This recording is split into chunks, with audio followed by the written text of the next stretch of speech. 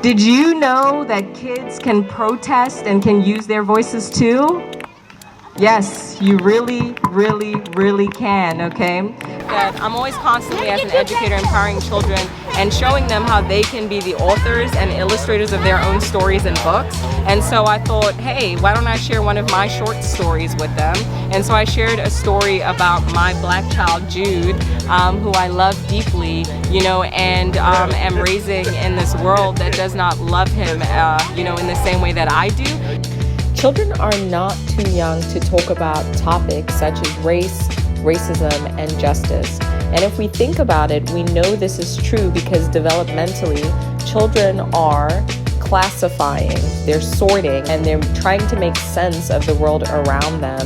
This Memorial Playground asked for a collaboration between myself as well as City Love, who I have some deep, deep love for, because they're just amazing people who make this social justice music for children using kid-friendly language. And then guess what? The music is so good and so relatable that us as adults can bump really hard to it, okay?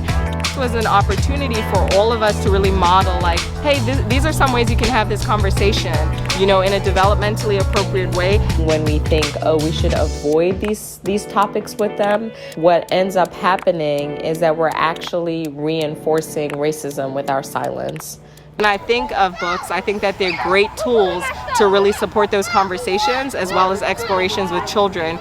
Reading is important because it literally will open doors and opportunities for our children. I love you for being you, you love me for being me. If I feel I don't belong, then could we ever be free? See, our lives are tied up like a string on a shoe. But as you stand there with me, know that I also stand with you. There's no way that the dark can overcome our light. And yes, we will be great, and we will be alright. In fact, greater than great. So much joy now and to come. Yes, I can't wait for you and me and everyone to be free. Okay. Something like that.